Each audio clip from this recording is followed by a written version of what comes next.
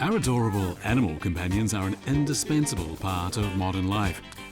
However, for people living in Chang'an and Rome thousands of years ago, pets were much more than mere companions.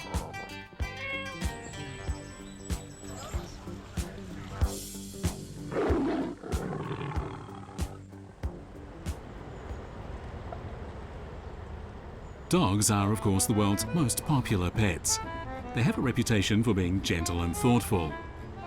But this guy here enjoyed a very high status in ancient Rome.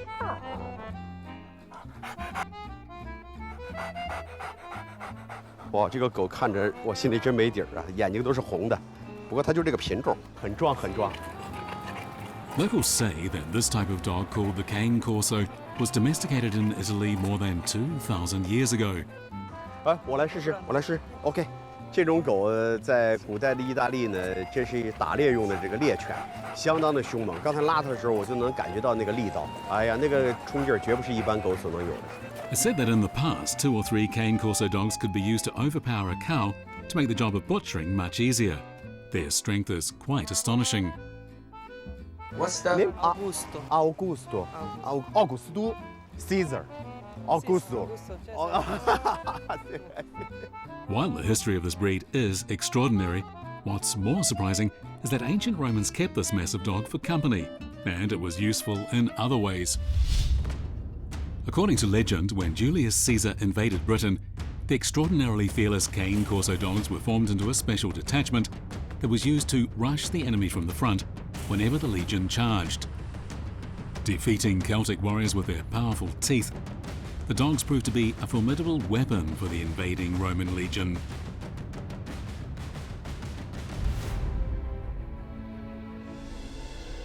It seems that the Romans chose these dogs as pets not just because they were loyal and obedient, but also because they believed these fearless dogs reflected Rome itself and their own image of themselves as warring conquerors.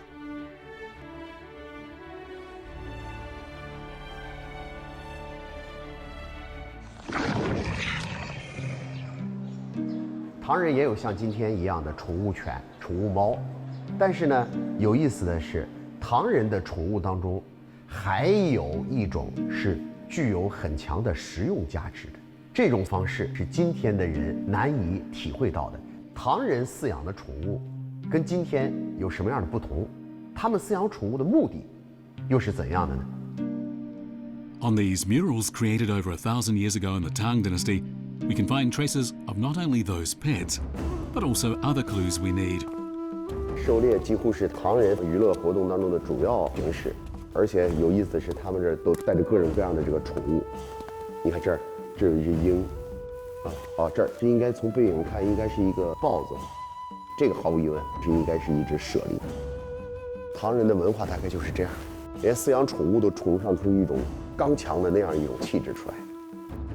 The people of the Tang Dynasty chose fierce animals as their pets, apparently with an emphasis on their practical advantages, just as the ancient Romans had done before them. But their conception of what pets were all about went well beyond this.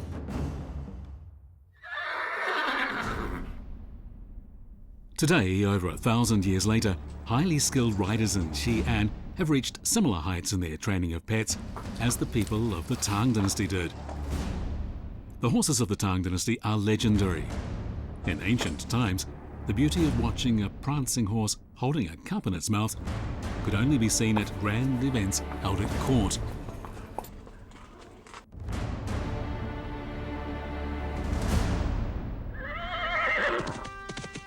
It can be said, perhaps, that the Tang Dynasty was China's era of night, and that its horses symbolized Tang Dynasty culture. Regarding a horse as merely something to be ridden couldn't do full justice to its significance as a spiritual symbol.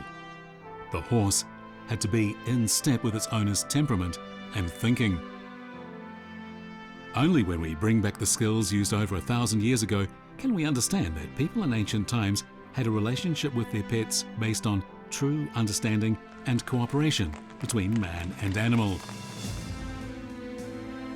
As we look back at the relationship between people and their pets so many hundreds of years ago, whether it be the profound friendship between the ancient Romans and their dogs, or the inseparable links between people in the Tang dynasty and their horses, we can see it was derived from a kind of shared honour and mutual trust that transcends species.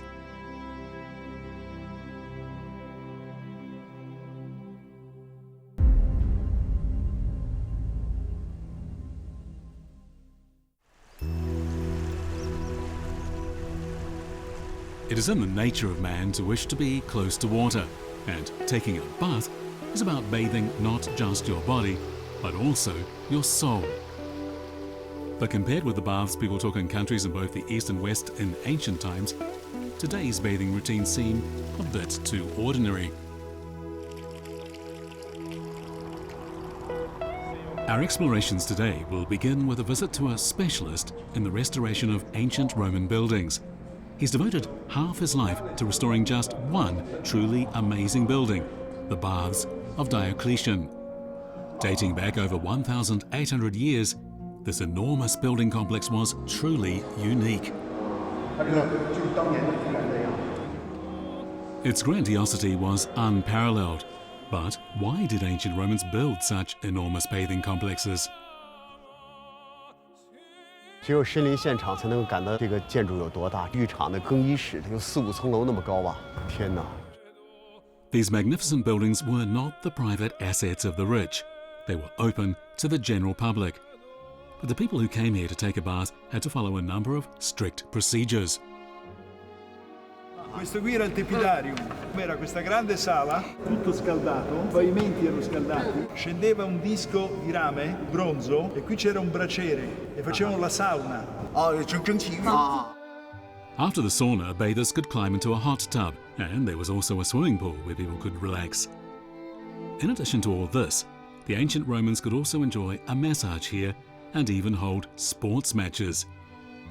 But was it really necessary to have so many rules for ordinary people wishing to take a bath? The baths of ancient Rome are nothing like the bathhouses of today. They were really venues where people could engage in social activities.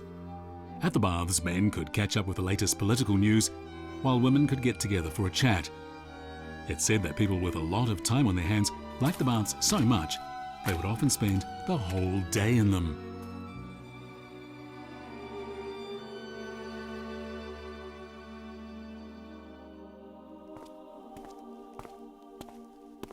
The term social arena has been used to describe the large baths in Rome, as they were the must-visit place for people who wished to integrate into Roman life.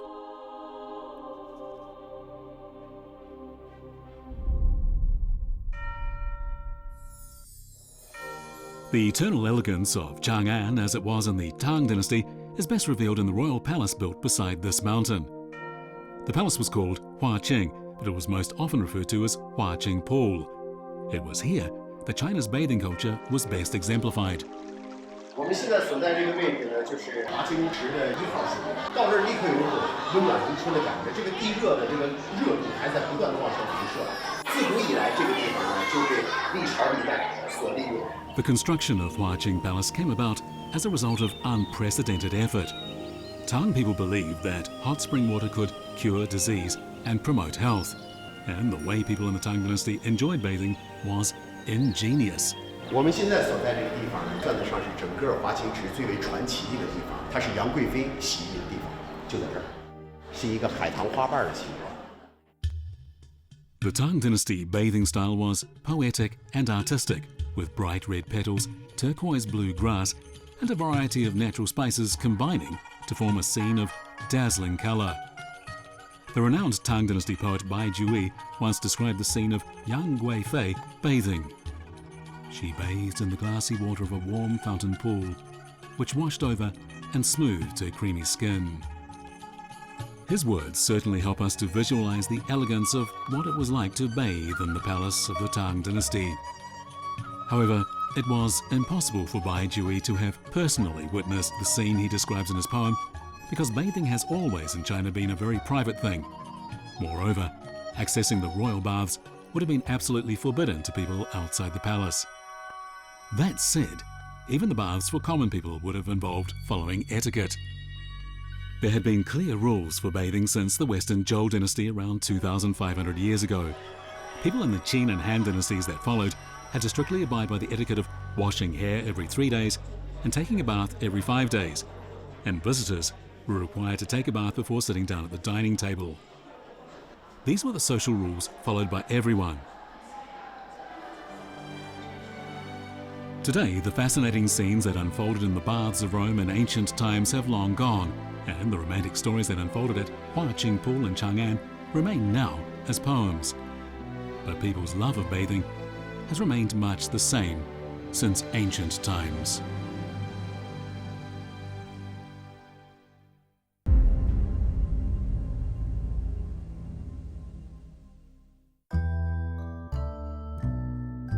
Having a sip of alcohol or drinking somewhat more isn't so much a problem, but a question of how you feel in the moment. For those of us who love to drink, even in a completely strange place, there's always some corner to be found where you can sate your thirst. Here, wine is not the goal, but serves as a pen to write a story.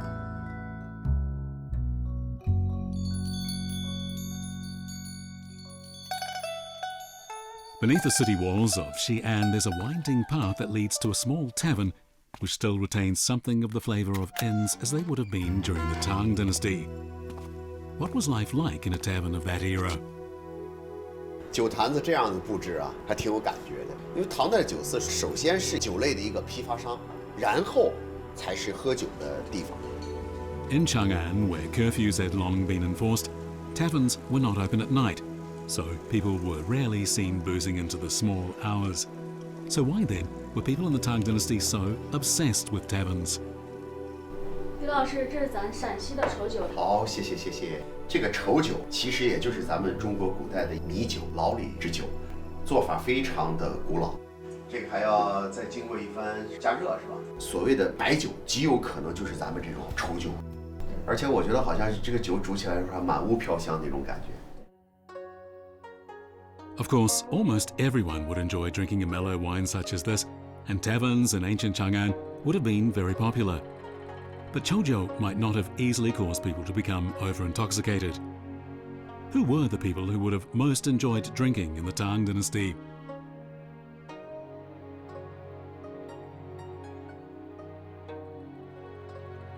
唐代的酒肆啊，像这样的文房四宝还是必备的。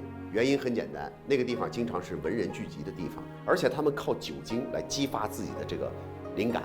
所谓李白斗酒诗百篇，伟大的唐诗当中，有多少名句，极有可能就是诞生在酒肆这样的场合当中。 Tang dynasty taverns were often venues with the literati engaged in their artistic pursuits. In the taverns, they felt less restrained and enjoyed more freedom. And through their poems, later generations have been given a glimpse of the style of the ancient capital.